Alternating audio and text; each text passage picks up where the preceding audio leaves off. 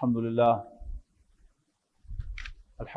نحمدہ ونستعینہ ونستغفرہ ونؤمن بہ ونتوکل علیہ ونعوذ باللہ من شرور انفسنا ومن سیئات اعمالنا من یہدہ اللہ فلا مضل لہ ومن یضللہ فلا ہادی لہ ونشہد ان لا الہ الا اللہ وحدہ لا شریک لہ ونشہد ان سیدنا محمدا عبدہ ورسولہ ارسلہ بالہدی ودین الحق لیظہرہ علی الدین کلہ وکفی باللہ شہیدا فصلی اللہ علیہ وسلم تسلیما کثیرا کثیرا اما بعد فاعوذ باللہ من الشیطان الرجیم بسم اللہ الرحمن الرحیم الحمدللہ رب العالمین الرحمن الرحیم مالک یوم الدین ایاک نعبد و ایاک نستعین اہدنا الصراط المستقیم صراط الذین انعمت علیہم غیر المغضوب علیہم ولا الضالین آمین۔ محترم بزرگوں، دوستوں، عزیزوں اور بھائیوں، جمعے کے خطاب کا موضوع خطیب کے لیے مشکل ترین کاموں میں سے ایک ہے۔ تو آج میں نے آپ کے لیے سورۃ الفاتحہ کا انتخاب کیا ہے کہ ہمارا بنیادی سبق، ہماری نماز کا جزو لا ینفق، ہر رکعت کے اندر ہم اسے پڑھتے ہیں اور اس کو قرآن مجید کے دیباچے اور انٹروڈکشن کی حیثیت حاصل ہے۔ تو آج ہم اسی کا مطالعہ کرتے ہیں۔ سورۃ الفاتحہ نبی اکرم صلی اللہ علیہ وسلم پر نازل ہونے والی 5ویں وحی ہے۔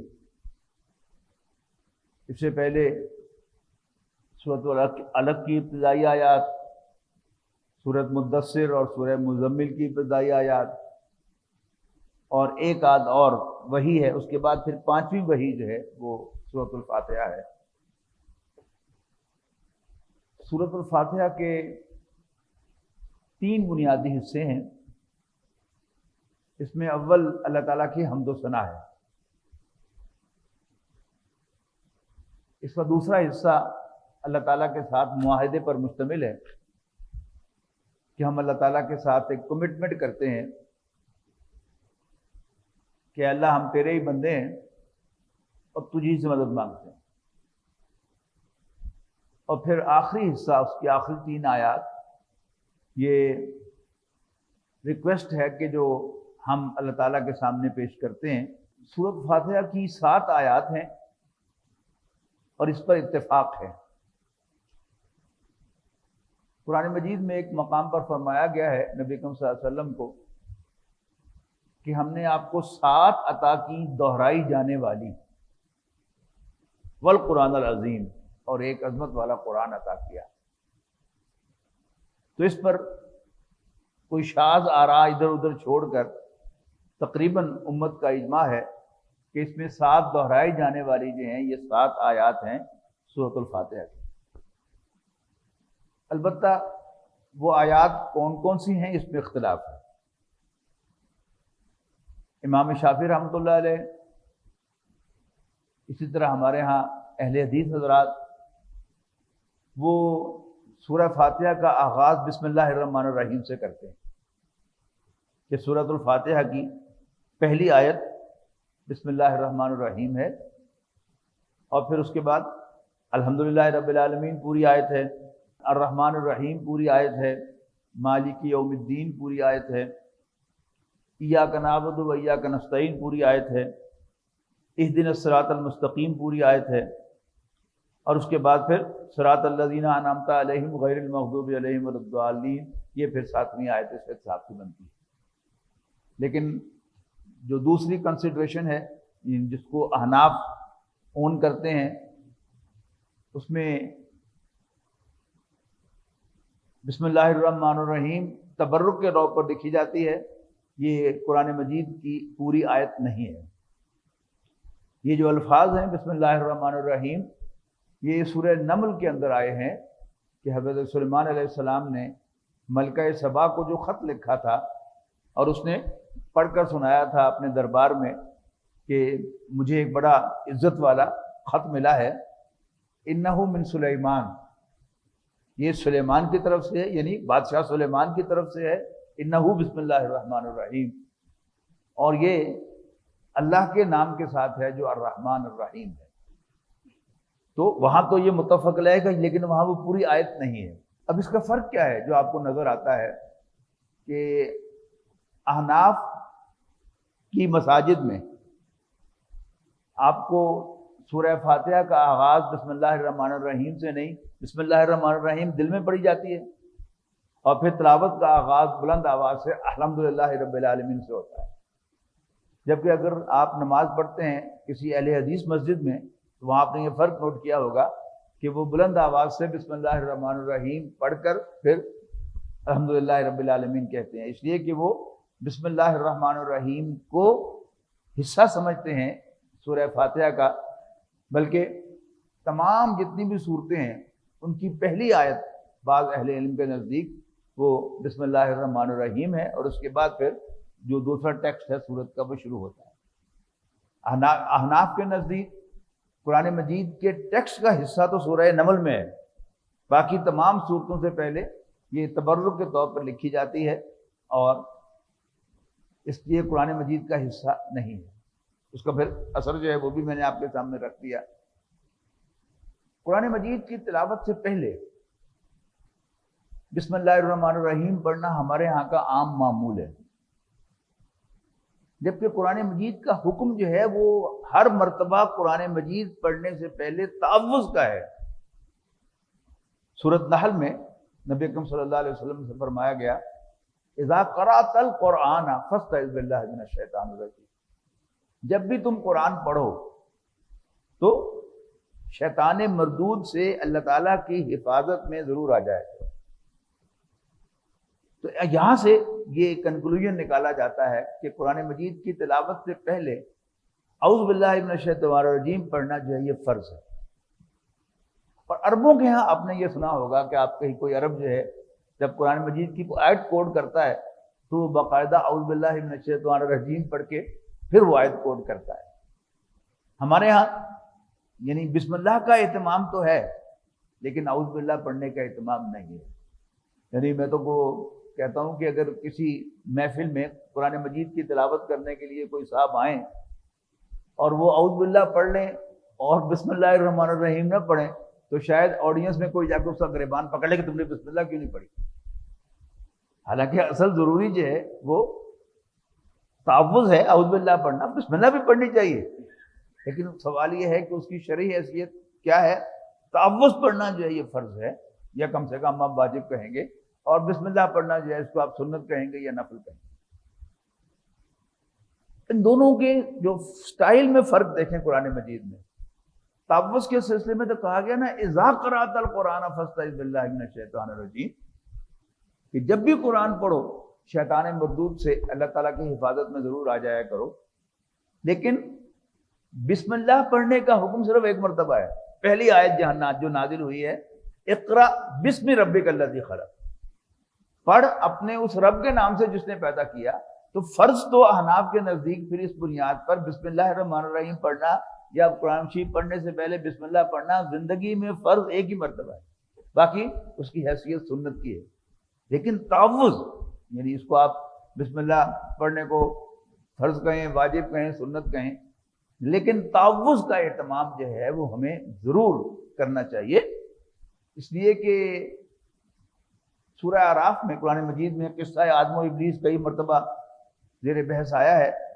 اس کی سب سے زیادہ تعریف، سب سے زیادہ اس کی جو تشریح ہے یا تفصیل ہے، تفصیل کہنا چاہیے، اس کی سب سے زیادہ تفصیل وہ آپ کو ملے گی سورۃ الاعراف میں۔ سورۃ الاعراف میں فرمایا کہ وَلَقَدْ خَلَقْنَاكُمْ ثُمَّ صَوَّرْنَاكُمْ ثُمَّ قُلْنَا لِلْمَلَائِكَةِ اسْجُدُوا لِآدَمَ، لوگوں ہم نے تمہیں پیدا کیا، پھر تمہاری صورتیں بنائیں، پھر ہم نے فرشتوں سے کہا کہ آدم کو سجدہ کرو، فسجدوا الا ابلیس، تو سب نے سجدہ کیا سوائے ابلیس کے، شیطان نے سجدہ نہیں کیا۔ اللہ تعالیٰ نے اس کو جواب طلبی کی کہ تمہیں کیا تکلیف تھی جب میں نے حکم دیا تھا تو تم نے سجدہ نہیں کیا، کیوں نہیں کیا، کس چیز نے تمہیں روکا؟ تو اس نے کہا کہ جی میں انسان سے بہتر ہوں، اس لیے کہ تو نے مجھے آگ سے پیدا کیا اور اسے مٹی سے پیدا کیا، آگ مٹی سے سپیریئر ہے، یعنی آج کی زبان میں کہیں گے کہ I am from the world of energy, he is just material. تو اللہ تعالیٰ نے کہا کہ دفع ہو جا، اسٹیپ ڈاؤن، یہ جو میں نے تمہیں منصب دے رکھا ہے اس سے نیچے آؤ اور دفع ہو جاؤ۔ اس نے کہا کہ جی اے اللہ مجھے بھی قیامت تک موقع دے کہ میں اپنا پوائنٹ ثابت کروں کہ انسان اس مقام و مرتبے کا اہل نہیں ہے جو تو نے اس کو عطا فرما دیا ہے، یعنی اس کو تو نے اپنا خلیفہ بنا دیا۔ تو اللہ تعالیٰ نے کہا کہ جا انک من المنظرین، تمہیں مہلت دی جاتی ہے، تم مہلت پانے والوں میں سے ہو۔ اس نے پھر بڑے چیلنجنگ انداز میں اللہ تعالیٰ سے کہا کہ فَبِمَا أَغْوَيْتَنِي، جسے عزت دینے کے لیے تو نے مجھے اغوا کیا ہے، مجھے ایک طرف کیا ہے، اب میں بھی اس کا شکار کرنے کے لیے تیرے صراط مستقیم پر مورچہ بندی کروں گا۔ لَأَقُودَنَّ لَهُمْ صِرَاطَكَ الْمُسْتَقِيمَ، میں تیرے صراط مستقیم پر اس کا شکار کرنے کے لیے مورچہ لگاؤں گا۔ ثُمَّ لَآتِيَنَّهُمْ مِنْ بَيْنِ أَيْدِيهِمْ وَمِنْ خَلْفِهِمْ وَعَنْ أَيْمَانِهِمْ وَعَنْ شَمَائِلِهِمْ وَلَا تَجِدُ أَكْثَرَهُمْ شَاكِرِينَ، اور اے اللہ میں پھر ان پر حملہ آور ہوں گا، ان کے سامنے سے، ان کے پیچھے سے، ان کے دائیں سے اور ان کے بائیں سے، اور تو ان میں سے اکثر کو شکر گزار نہیں پائے۔ تو صراط مستقیم یعنی سورہ فاتحہ میں انشاءاللہ ہم وہاں تک پہنچے تو جانیں گے کہ قرآن مجید ہی صراط مستقیم ہے، یعنی وہ جو درخواست ہم پیش کرتے ہیں سورۃ الفاتحہ میں، اہدنا الصراط المستقیم صراط الذین انعمت علیہم، کہ ہمیں ان لوگوں کا راستہ دکھا، ہمیں ان لوگوں کے راستے کی خبر دے، ہمیں وہ ڈائریکشن بتا کہ جس پر چل کر ہم تجھے راضی کر سکیں اور تیرا انعام حاصل کر لیں۔ اور اس کا پھر جواب ہے پورا قرآن مجید، ذالک الکتاب لا ریب فیہ ھدی للمتقین، کہ بلا شبہ یہ وہی قرآن ہے اور یہ متقیوں کے لیے، اللہ سے ڈرنے والوں کے لیے ہدایت ہے۔ تو قرآن مجید پڑھنے سے پہلے تعوذ اس لیے ضروری ہے کہ کہیں شیطان ہمارے ذہنوں میں قرآن مجید کا کوئی غلط مفہوم نہ ڈال دے، اس کی کوئی مس انٹرپریٹیشن ہمارے ذہنوں میں نہ بٹھا دے۔ اس کے لیے انتہائی ضروری ہے کہ انسان قرآن مجید پڑھنے سے پہلے تعوذ کرے۔ تو اعوذ باللہ من الشیطان الرجیم میں بھی شعوری طور پر پڑھ رہا ہوں، دوبارہ آپ بھی اس کو ابھی سے شروع کریں، دل میں کہیں اعوذ باللہ من الشیطان الرجیم۔ اور یہ صرف پڑھنا نہیں ہونا چاہیے، یعنی ایک ارنسٹ ریکویسٹ ہونی چاہیے اللہ تعالیٰ سے، بڑی بے چارگی کے ساتھ کہ بھئی میری بس ہے، یعنی اپنے آپ کو کوئی بہت زیادہ ٹارزن سمجھنے کی بجائے کہ میں بڑا صاحب علم ہوں اور میں بڑا گائیڈڈ ہوں، نو، یعنی بالکل گر کر اللہ تعالیٰ کے سامنے کہ یا اللہ تو مجھے پروٹیکٹ کرے گا تو میں صراط مستقیم پر رہوں گا، ورنہ شیطان مجھے کسی بھی وقت ڈائیورٹ کر سکتا ہے، مجھے کسی بھی وقت پٹڑی سے اتار سکتا ہے، ڈیریل کر سکتا ہے۔ اس احساس کے ساتھ قرآن مجید کی تلاوت سے پہلے تعوذ کرنا چاہیے۔ جب سے مجھے یہ بات کلک ہوئی ہے تو میں نے ایک معمول بنایا ہے کہ جب بھی میں درس قرآن دیتا ہوں تو بلند آواز سے اعوذ باللہ من الشیطان الرجیم بسم اللہ الرحمن الرحیم پڑھتا ہوں۔ تلاوت ختم کرنے کے بعد جب میں درس شروع کرنے لگتا ہوں تو میں کوشش کرتا ہوں کہ میں دل میں پھر تعوذ کر لوں، اللہ تعالیٰ سے ریکویسٹ کر لوں کہ یا اللہ میری حفاظت کر۔ تو اعوذ باللہ من الشیطان الرجیم بسم اللہ الرحمن الرحیم الحمدللہ رب العالمین، ساری حمد اللہ رب العالمین کے لیے۔ تو کھولیں تو کیا ہے، ساری حمد اللہ کے لیے ہے جو تمام جہانوں کا رب ہے۔ یہ قرآن مجید کی اوپننگ آیا ہے، یعنی اگر بسم اللہ کو آپ انکلوڈ نہ کریں تو پھر یہ قرآن مجید کی اوپننگ آیا ہے کہ جس میں اللہ تعالیٰ کی حمد سے ایک بات شروع کی گئی ہے کہ ساری حمد، ساری تعریف اللہ کے لیے۔ لیکن ہم یہ دیکھتے ہیں کہ جتنی بھی دعائیں نبی اکرم صلی اللہ علیہ وسلم میں ثابت ہیں، کہ بلکہ مناجات کہنا چاہیے، کہ جن میں اللہ تعالیٰ کا شکر ادا کرنا ہوتا ہے، کھانا کھانے کے بعد، واش روم سے نکل کے آتے ہوئے، صبح سو کر اٹھتے ہوئے اللہ تعالیٰ کا شکر ادا کرنا ہے، تو وہاں نبی اکرم صلی اللہ علیہ وسلم الحمدللہ کا کلمہ ادا کرتے ہیں۔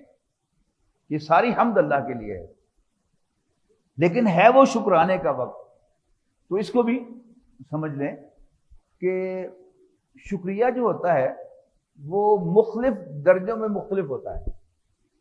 آپ کسی چھوٹے بچے کا شکریہ کیا ادا کرتے ہیں؟ اس نے آپ کو پانی پلایا ہے تو آپ اس کو شاباش دیتے ہیں، جیتے رہو بیٹا، شاباش۔ تو یہ کیا ہے؟ یہ شکریہ ہے اس کا۔ اور اپنے لیول پر عام آدمیوں کو آپ شکریہ کے لفظ سے شکریہ ادا کرتے ہیں، لیکن جو بہت بڑا ہوتا ہے اس کا شکریہ اس کی حمد سے کیا جاتا ہے، اس کی تعریف سے کیا جاتا ہے۔ جیسے یو آر گریٹ سر، یعنی شکریہ کہنا وہ ایک بڑا عجیب سا لگے گا، بڑے کو شکریہ کہنا، تو اس کو شکریہ کہنے کا انداز کیا ہے؟ یو آر گریٹ سر، یعنی شکریہ کے لفظ کی بجائے شکریہ ادا کرنا یو آر گریٹ سر کہہ کر، یہ کیا ہے؟ یہ ہمارے محاورے کا حصہ ہے۔ تو اللہ تعالیٰ کی حمد جو ہے وہ اللہ کا شکر بھی ہے، یعنی موقع و محل کے مطابق کبھی وہ تعریف ہوگی صرف، اور کبھی وہ تعریف ہوگی in order to offer thanks. تو الحمدللہ رب العالمین، ساری حمد اللہ رب العالمین کے لیے، ساری حمد اللہ کے لیے ہے۔ اور یہ ذہن میں رکھیے گا کہ مکہ مکرمہ میں عربی زبان میں اللہ تعالیٰ جو ہے یہ کوئی ایلین لفظ نہیں تھا۔ عربی زبان میں لفظ اللہ تعالیٰ ہی کے لیے بنا تھا، اور صرف اللہ تعالیٰ ہی کے لیے بولا جا سکتا تھا، غیر اللہ کے لیے یہ بولا ہی نہیں جا سکتا۔ جیسے انگریزی میں کیپٹل جی والا گاڈ، انگریزی میں دو گاڈ ہے نا، ایک سمال جی والا گاڈ ہے اور ایک کیپٹل جی والا گاڈ ہے۔ سمال جی والے گاڈ کی جمع ہے گاڈز، اور اس کی مؤنث بھی ہے، فیمینن بھی ہے گاڈس، اس کی جمع بھی ہے گاڈز اینڈ گاڈیسز۔ لیکن جو کیپٹل جی والا گاڈ ہے یہ بڑا یونیک لفظ ہے انگریزی زبان کا، اس کے ساتھ نہ کبھی اے لگتا ہے نہ دی لگتا ہے، اور یہ بڑا گلوریس گاڈ۔ ایک ضمنی سی بات ہے کہ کسی انگریز کی زبان سے، امریکن کی زبان سے نہیں، وہ تو ہر لفظ کو بگاڑ دیتے ہیں، گاڈ کہتے ہیں، کسی انگریز کی زبان سے آپ لفظ گاڈ ادا ہوتا ہے دیکھیں نا، بڑا لطف آتا ہے، وہ پورا گول منہ کا کہتا ہے گاڈ۔ اسی طرح کسی عرب کی زبان سے کبھی آپ کو موقع ملے اللہ سننے کا، واقعی منہ سے پھول جھڑتے ہوئے معلوم ہوتے اللہ، ہم وہ کہہ نہیں سکتے، ہماری زبان نہیں ہے، لیکن عرب کی زبان سے ذرا کبھی یہ لفظ اللہ سنے تو بڑی خوبصورتی سے وہ ادا کرتا ہے اللہ۔ تو اللہ کا لفظ مانوس تھا، تو الحمدللہ، ساری حمد اللہ کی ہے، ساری حمد اللہ کے لیے ہے۔ اور پھر اس کا بدل ہو کے آیا رب العالمین، جو تمام جہانوں کا رب ہے۔ اس پر بڑی تفصیل سے یہاں گفتگو ہوئی ہے، اللہ تعالیٰ کا رب ہونا۔ یہ عرب سرداروں پر بجلی بن کر گرا، اس لیے کہ لفظ رب عربی زبان میں اللہ تعالیٰ کے لیے نہیں بنا تھا، یہ لفظ بنا تھا سرداروں کے لیے، مالکوں کے لیے، آقاؤں کے لیے۔ آج بھی آپ نے عربی میں کہنا ہو کہ امیہ بن خلف حضرت بلال رضی اللہ تعالیٰ عنہ کا آقا تھا، آپ کے پاس اور کوئی لفظ نہیں سوائے آقا کے لیے رب کہنے کے، کانا امیہ ربا بلال۔ تو یہاں کیا کیا؟ یہ انقلابی جملہ ہے، عرب میں زلزلہ ڈالنے والا، کہ ساری ہم اللہ کے لیے ہے جو تمام جہانوں کا رب ہے۔ جو آیت پہلے نازل ہوئی اس میں بھی اللہ تعالیٰ کا یہی پیغام ہے کہ عرب، مکے کے لوگ، قرآن مجید گواہ ہے کہ اللہ تعالیٰ کو توحید کے ساتھ خالق کائنات مانتے تھے۔ لئن سألتہم، کئی مرتبہ قرآن مجید میں یہ مضمون آیا ہے لئن سألتهم من خلق السماوات والارض، یقیناً اے نبی اگر آپ ان سے پوچھیں کہ بتاؤ بھلا آسمانوں اور زمین یعنی کائنات کو کس نے پیدا کیا، لَيَقُولُنَّ اللَّهُ، تو لازماً کہیں گے کہ اللہ نے پیدا کیا۔ تو اللہ فیملیئر لفظ تھا ان کے لیے، اور اس کائنات کا تنہا خالق بھی وہ اللہ تعالیٰ کو مانتے تھے، لیکن رب وہ اپنے آپ کو کہتے تھے کہ مالک ہم ہے۔ تو قرآن مجید میں نازل ہونے والی پہلی آیت میں بھی اللہ تعالیٰ کا یہ تعارف آ گیا، اقرأ باسم ربک الذی خلق، پڑھ اپنے اس رب کے نام سے جس نے پیدا کیا وہ مانتے تھے۔ تو پہلی آیت میں اللہ تعالیٰ نے ان سرداروں کے نیچے سے کرسی کھینچ دی کہ تم رب نہیں ہو، مخدوم رہو، خدمت کراتے رہو، خدمت لیتے رہو اپنے غلاموں سے، لیکن یو آر ناٹ دیئر رب اینی مور۔ اور پہلی آیت جو قرآن مجید کے ٹیکسٹ کی ہے وہ بھی یہی ہے، الحمدللہ رب العالمین، ساری حمد ساری تعریف اس اللہ کی ہے جو تمام جہانوں کا رب ہے۔ اس کے بعد فرمایا الرحمن الرحیم۔ اس کا جو بالعموم ترجمہ ہے کہ اگر اس کو ہم عربی زبان کا لفظ مانیں الرحمن کو، تو پھر اس کے معنی ہے بہت زیادہ رحم کرنے والا، جس کا رحم عام ہو، ٹھاٹے مارتے ہوئے سمندر کی مانند ہو، اور رحیم جس کی رحمت میں دوام ہو، کہ جس کو وہ ڈھانپ لے پھر اس کو چھوڑے نہ۔ یہ عام مفہوم ہے، لیکن ایک رائے الرحمن کے بارے میں اور ہے جو شاید آپ کی نظر سے نہ گزری ہو یا آپ کے کانوں میں کبھی نہ پڑی ہو، وہ ہے کہ جیسے اللہ کے پیرلل انگریزی میں کیپٹل جی والا گاڈ ہے، اسی طرح عبرانی زبان میں اللہ کے پیرلل جو اللہ کا نام ہے وہ الرحمن ہے۔ اچھا، اس کی تائید جو ہے ہمیں قرآن و حدیث میں ملتی ہے۔ آپ ذہن میں لائیے کہ ہم سب کے ہاں اللہ نے بچے اللہ نے عطا کیے، تو نام رکھنے کا ذہن آیا تو خیال آیا کہ جی اسلامی نام رکھا جائے، کیا رکھا جائے، تو وہ حدیث سب کے نظروں سے گزری ہوگی کہ اللہ تعالیٰ نے جن ناموں کو پسند کیا ہے وہ کون کون سے ہیں؟ عبداللہ، عبد الرحمن، اس میں عبد السمی کا ذکر نہیں ہے، عبد الرحیم کا ذکر نہیں ہے، عبد الستار کا ذکر نہیں ہے، عبد الغفار کا ذکر نہیں ہے۔ تو یہ سارے اسی مفہوم کے نام ہیں، لیکن جو دو نام اللہ کے رسول صلی اللہ علیہ وسلم نے ریکمینڈ کیے وہ کیا تھے؟ عبداللہ، عبد الرحمن، محمد اور احمد، یا میرے نام پہ رکھو یا ابراہیم۔ یعنی یہ 4-5 نام ہیں کہ جو نبی صلی اللہ علیہ وسلم نے باقاعدہ ریکمینڈ کیے ہیں۔ تو اللہ از پیرلل ٹو الرحمن ایک بات۔ پھر یہ کہ قرآن مجید میں ایک سے زائد مرتبہ قریش کا ایک کنسرن سامنے آتا ہے۔ مثلا سورہ بنی اسرائیل کے آخر میں فرمایا قل ادعوا اللہ عبد الرحمن، کہو کہ اللہ کو پکار لو یا رحمان کو پکار لو۔ اس کا مطلب پھر کیا ہوا کہ اللہ از ایکول ٹو رحمان، قل ادعوا اللہ عبد الرحمن ایما تدعوا، جس کو بھی تم پکارو گے تو سارے اچھے نام اللہ کے ہیں۔ پھر وہی ہو گیا کہ پھر یہ کہ قرآن مجید میں ایک تذکرہ ہے کہ قریش کا ایک کنسرن ظاہر کیا گیا ہے کہ تم اللہ کے سوا جن کو ہم خدا مانتے ہیں ان پر تو بڑی تنقید کرتے ہو تم، لیکن بنی اسرائیل کے خداؤں کو تم بڑی لفٹ کراتے ہو۔ اب وہ بنی اسرائیل کے خدا کون سے ہیں جن کو اس قرآن مجید لفٹ کرا رہا ہے، نبی کریم صلی اللہ علیہ وسلم لفٹ کرا رہے ہیں؟ وہ حضرت مریم اور حضرت عیسیٰ علیہ السلام۔ اب قرآن مجید تو ان کی تعریف کر رہے ہیں اس کے اعتبار سے کہ وہ اللہ کے بندے تھے، اللہ کا کلمہ تھے، اللہ کا معجزہ تھے، اس اعتبار سے، لیکن انہیں خدا تو نہیں کہہ رہا۔ لیکن بہرحال میں سمجھتا ہوں کہ یہ منفرد اعزاز صرف حضرت مریم سلام علیہ کو حاصل ہوا ہے کہ ان کے نام سے قرآن مجید کی 2 سورتیں، سورۃ مریم اس میں تو کوئی شک ہی نہیں، اور آل عمران کیا ہے؟ عمران کون تھے؟ حضرت مریم کے والد۔ تو آل عمران کون ہے؟ حضرت مریم اور حضرت عیسیٰ۔ تو 2 صورتیں ہوں گی نا ان کے نام سے۔ اور جب بھی قرآن مجید ذکر کرتا ہے حضرت مریم کا تو سورت آل عمران میں تو الفاظ ہیں کہ اللہ تعالیٰ فرشتوں نے آ کر حضرت مریم سے کہا کہ اللہ تعالیٰ نے وصطفاکی علی نساء العالمین، سارے جہان کی عورتوں میں سے آپ کو منتخب کر لیا ہے. تو قرآن مجید speaks very high about عیسیٰ علیہ السلام and سلام مریم سلام علیہا. اب ان کے وہ خدا ہیں تو اس پر بھی قریش کو بڑی تکلیف تھی کہ تم ہمارے خداؤں کی نفی کرتے ہو اور بنی اسرائیل کے خداؤں کے، عیسائیوں کے خداؤں کو بڑی لفٹ کراتے ہو، مریم کو بڑی اہمیت دیتے ہو، عیسیٰ کو بڑی اہمیت دیتے ہو.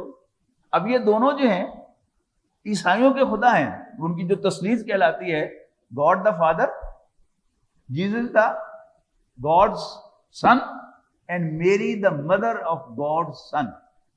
یعنی ان کے مختلف فرقے ہیں، کچھ کے ہاں یہ تثلیث ہے، اس کا مطلب یہ ہے، اس میں یہ اس کے یعنی انکلوئرز یہ ہیں، اور کچھ کے نزدیک وہ تیسرا جو ہے حضرت مریم کی بجائے وہ ہولی گوسٹ جبرائیل علیہ السلام ہے. لیکن جو اکثریت ہے عیسائیوں کی وہ حضرت مریم ہی کو تیسرا خدا سمجھتی ہے، اللہ، عیسیٰ علیہ السلام اور عیسیٰ علیہ السلام کی ماں حضرت مریم سلام علیہ. تو وہ جو کامن کنسرن ہے. تو الرحمن اگر وہ مطلب لیا جائے تو پھر یہ اللہ تعالیٰ ہی کا پیرلل. اب قریش کو اللہ تعالیٰ کے باقی کسی نام پر کوئی اعتراض نہیں ہوا، الرحیم پر کوئی اعتراض نہیں، لیکن اعتراض کیا ہے؟ ٹھیک اللہ تو ٹھیک ہے، وہ مر رحمان ہو، یہ رحمان تم کہاں سے لے آئے ہو؟ یعنی وہ ایک وہ تعصب ہوتا ہے نا کہ بنی اسرائیل کے خدا کا ذکر تم بار بار کیوں کرتے ہو؟ اللہ ہمارا خدا ہے تو مر رحمان ہو. تو اس کو بھی ذہن میں رکھنا چاہیے کہ الرحمن اللہ تعالیٰ کا جس صفاتی نام نہیں ہے. عربی ان کو آتی تھی تو ان کو اعتراض کیا تھا اللہ تعالیٰ کے رحمان ہونے پر؟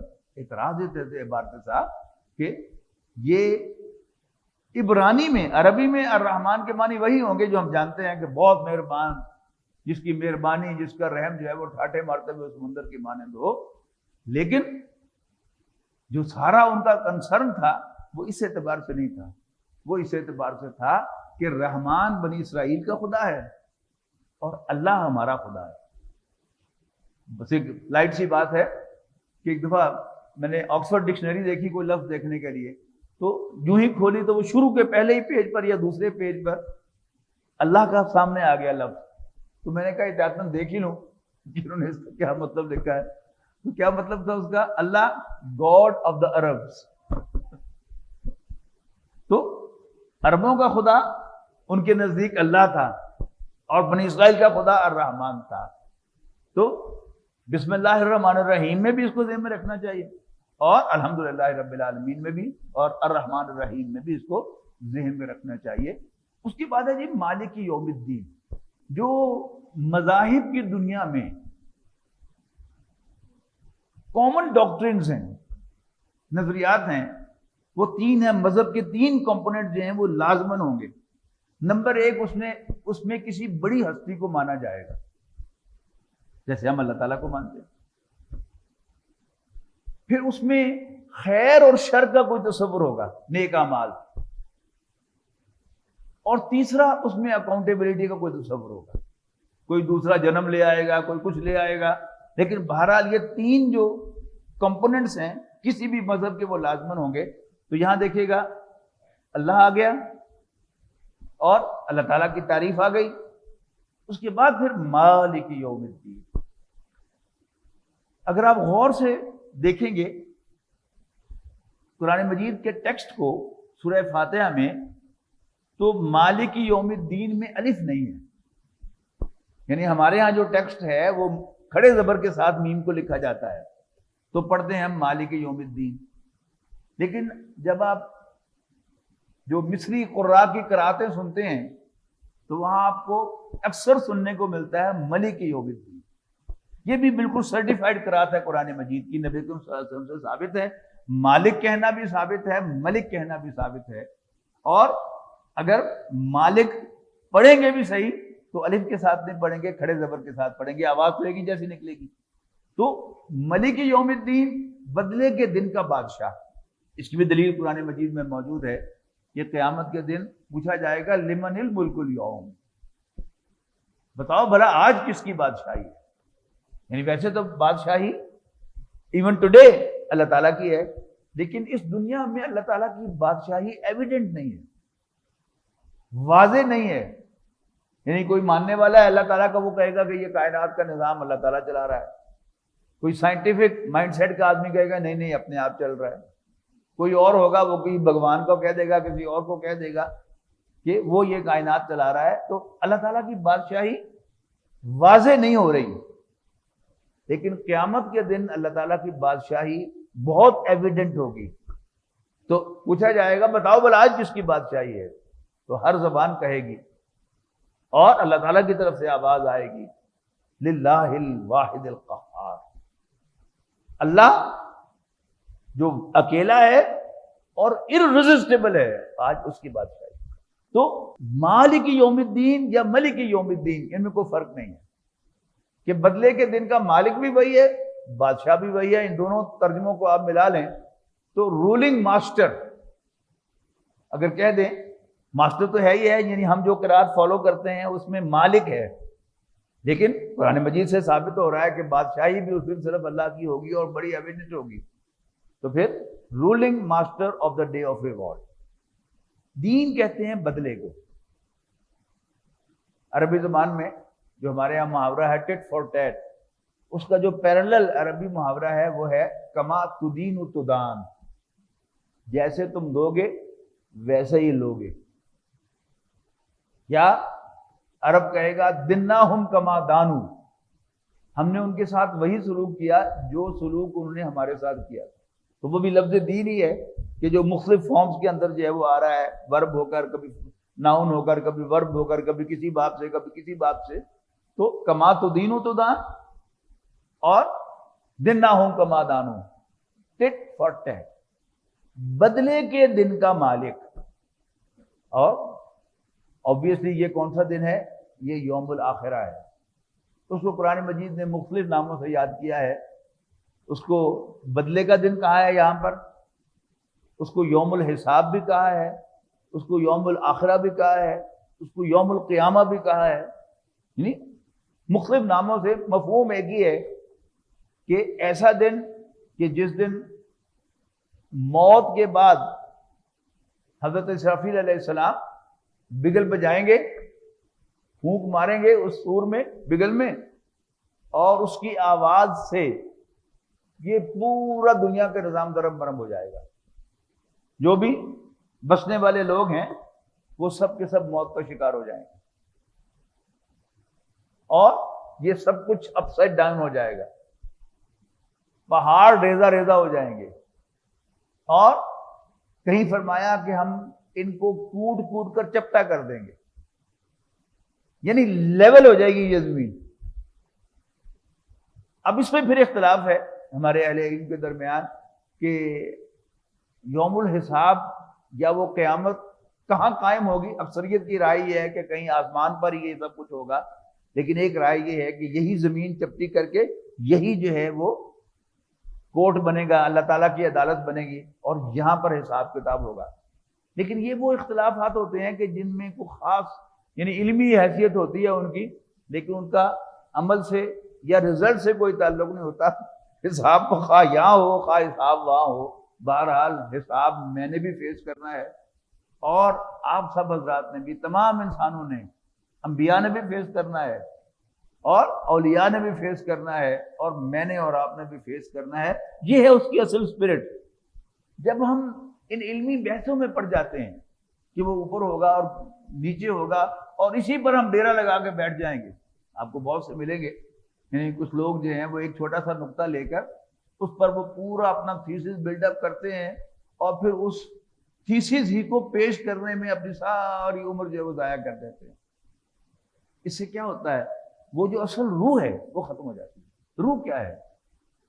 کہ ہم نے مرنا ہے، مرنے کے بعد دوبارہ جی اٹھنا ہے، اور زندہ ہو کر اپنے رب کے سامنے، اپنے مالک کے سامنے ہمیں پیش کیا جانا ہے، اور وہ ہم سے حساب لے گا کہ میں نے تمہیں زندگی عطا کی تھی، یہ نعمتیں عطا کی تھی، اتنا ٹائم دیا تھا، بتاؤ حساب دو مجھے ان کا۔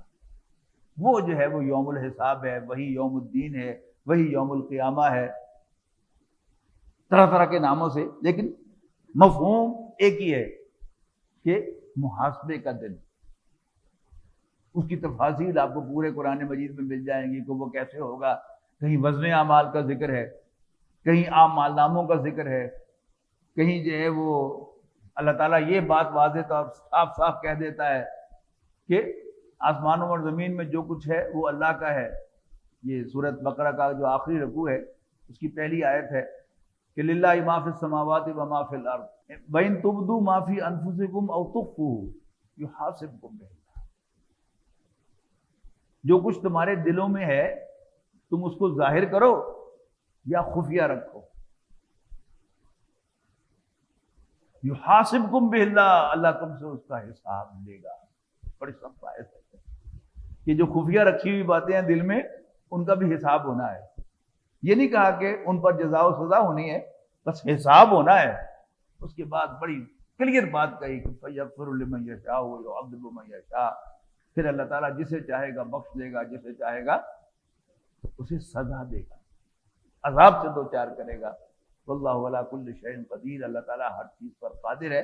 تو یہ ہے اس یوم الآخرہ کی، یوم الدین کی، یوم القیامہ کی اصل اسپرٹ جس کو یاد رکھنا ہے۔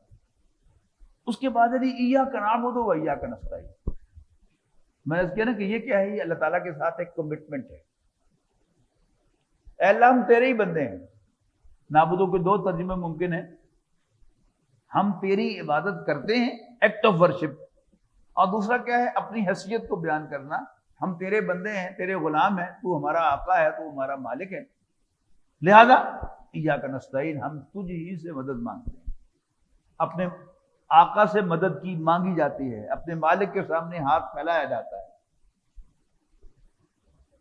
اب آگے کیا ہے، اہدنا الصراط المستقیم، ہمیں سیدھے راستے کی طرف ڈائریکٹ کر۔ اور یہ جو ڈائریکشن کسی سے مانگی جاتی ہے تو ہمیشہ گول اورینٹڈ ہوتی ہے۔ آپ ہوا میں کہیں جی مجھے گائیڈ کریں، میری رہنمائی فرمائیں، پلیز مجھے گائیڈ کریں، مجھے ڈائریکٹ کریں، تو آپ کی کوئی مدد نہیں کی جا سکے گی جب تک آپ اپنی منزل نہیں بتائیں۔ آپ یہاں سے نکلتے ہوئے پوچھیں کہ جی میں نے غلام آباد جانا ہے، تو آپ کو گارڈ جو ہے بتا دے گا کہ جی آپ یوں غلام آباد جا سکتے ہیں۔ آپ پوچھیں جی میں نے کھڑیاں والے جانا ہے، فوراً بتا دے گا جی کھڑیاں والے یوں آپ جا سکتے ہیں۔ آپ کہیں میں نے ڈھڈی والے جانا ہے، فوراً آپ کو بتا دے گا۔ لیکن آپ اپنی منزل ہی نہ بتائیں تو آپ کی کوئی مدد نہیں کی جا سکتی۔ تو اہدنا الصراط المستقیم، ہمیں سیدھا راستہ دکھا۔ وہ کدھر جانا نا سیدھا راستہ، آگے وہ اگلے آیت میں ہے، صراط الذین انعمت علیہم، ان لوگوں کا راستہ جن پر تو نے انعام فرمایا، جن پر تو نے انعام کیا، جن کو تو نے انعام عطا کیا۔ اور انعام انسان کس کو دیتا ہے؟ انعام کس کو دیا جاتا ہے؟ جس سے آپ خوش ہوتے ہیں، جس سے آپ ناراض ہوتے ہیں اس کو آپ سزا دیتے ہیں، اور جس سے آپ خوش ہوتے ہیں اس کو آپ انعام دیتے ہیں۔ تو یہ سارے کا سارا دین جو ہے یہ اللہ تعالیٰ کو راضی کرنے کا راستہ بتاتا ہے، پورا کا پورا دین۔ نماز کیوں پڑھنی ہے، اس کے کئی مقاصد ہیں۔ یعنی جو ایک ماڈرن سیکولر آدمی ہے وہ تو اسے اللہ تعالیٰ کے سے بالکل کاٹ دیتا ہے کہ یہ سوشل پروگرام ہے کہ مسجد میں ملتے ہیں اور 2 دن کوئی نمازی نہیں آیا تو پھر پوچھ گچھ ہوتی ہے کہ کیوں نہیں آیا، بیمار تو نہیں ہے کہیں، تو آپ اس کی تیمارداری کے لیے چلے جاتے ہیں۔ یہ فنکشن ہے نماز کا، درست ہے، لیکن یہ پرائمری فنکشن تو نہیں ہے۔ کوئی کہتا ہے جی قرآن مجید میں ایک فنکشن ہے اللہ کی یاد کے لیے، اقیم الصلاۃ لذکری، نماز قائم کرو مجھے یاد کرنے کے لیے۔ پھر نماز ہی کے اندر ذکر ہے ان الصلاۃ تنہی عن الفحشاء والمنکر، نماز برائی اور بے حیائی سے روکتی ہے۔ اچھا، پھر آگے پھر سوال ہے کہ اگر تو نماز واقعتاً کوئی انہماک کے ساتھ اللہ تعالیٰ کی طرف پوری طرح متوجہ ہو کر پڑھی جائے تو پھر تو شاید کوئی فائدہ ہو۔ تو اگر انسان بس آیا نماز پڑھی چلا گیا، نماز میں حساب کتاب بھی کرتا رہا اور بھی سوچ بچار جو ہے وہ باقی رہی جیسے ہماری عام نمازیں ہیں، تو ان کا کوئی ایکچوئل ایفیکٹ تو نہیں ہونا چاہیے۔ لیکن بہرحال ایک فائدہ اس کا ضرور ہے، حاضری لگ گئی۔ جیسے وہ اسکول میں حاضری ہوتی تھی نا، نام بولا گیا یا رول نمبر بولا گیا، لبیک، حاضر جناب، یس سر. تو بنیادی کیا ہے کہ رب نے بلایا ہے, یس سر میں حاضر ہو گیا. تو اللہ تعالیٰ کے سامنے حاضری لگوانا. تو انعام ہمیں کس چیز کا لینا ہے؟ اللہ تعالیٰ کو حاضری لگوا لی, جیسی بھی ٹوٹی پوٹی نماز تھی پڑھ لی, اور کوشش کی کہ اور اچھی ہو جائے اور اچھی ہو جائے. اللہ تعالیٰ کے سارے احکام پر عمل کرنے کی کوشش کی, کچھ عمل ہو گیا, کچھ نہیں ہوا. لیکن اگر تو اس ساری زندگی میں ہم نے اوور آل اللہ تعالیٰ کو راضی کر لیا تو اللہ تعالیٰ ہمیں ایک انعام دے گا. ابھی میں نے کہا نا کہ محاسبہ ہوگا, اس کے بعد فَيَغْفِرُ لِمَن يَشَاءُ وَيُعَذِّبُ مَن يَشَاءُ, کہ اللہ تعالیٰ جسے چاہے گا بخش دے گا, جسے چاہے گا اسے سزا دے گا. تو اللہ تعالیٰ کی طرف سے بخشش, یہ کیا ہے؟ یہ انعام. اگر مجھے قیامت کے دن 3 حرف مل گئے, یعنی وہ آج کے اس ماحول میں تو ہم کمپیوٹر کے ریفرنس سے سوچتے ہیں, پہلے بڑا حیران ہوتا تھا میں کہ جی وہ کتنا بڑا رجسٹر ہوگا جسے اعمال نامہ کہا گیا ہے, کتنا بڑا ترازو ہے جس پر اعمال تولے جائیں گے. اب ڈیجیٹل ورلڈ نے بڑا آسان بنا دیا کہ وہ ڈیجیٹل اعمال نامہ ہو, وہ تو میرے پورے جسم میں کہیں نہ کہیں جو ہے وہ ریکارڈ ہو رہی ہوگی چیز, اور جب چاہے گا اللہ تعالیٰ اس کو ڈسپلے کر دے گا. تو کہاں ہے بھی ہم نو آئیڈیا. تو کوئی ایک جگہ ہوگی جس میں سے ہم گزریں گے, وہ محاسبہ ہوگا, اور اگر رزلٹ ڈسپلے ہو گیا کہ فار گیون, غفر, معاف کر دیا گیا, میرا بیڑا پار ہو گیا, یہ ہے میرا انعام. تو کیا ہے؟ اہدنا الصراط المستقیم صراط الذین انعمت علیہم, مجھے سیدھا راستہ دکھا, یعنی ان لوگوں کا راستہ جن پر تو نے انعام فرمایا, جن کو تو نے معاف کر دیا. غیر المغضوب علیہم, جو نہ تیرے غضب کا نشانہ بنے, ولا الضالین, اور نہ ہی وہ گمراہ ہوئے, نہ ہی انہوں نے کوئی غلط مطلب سمجھا, نہ انہوں نے کوئی غلط رخ اختیار کیا. یعنی یہ 2 چیزیں ہوتی ہیں, ان کو بڑا کلیئرلی سمجھنا چاہیے کہ ایک ہوتا ہے غلط رخ اختیار کرنا, اور ایک ہوتا ہے آفینڈ کرنا. ان میں بہت فرق ہے.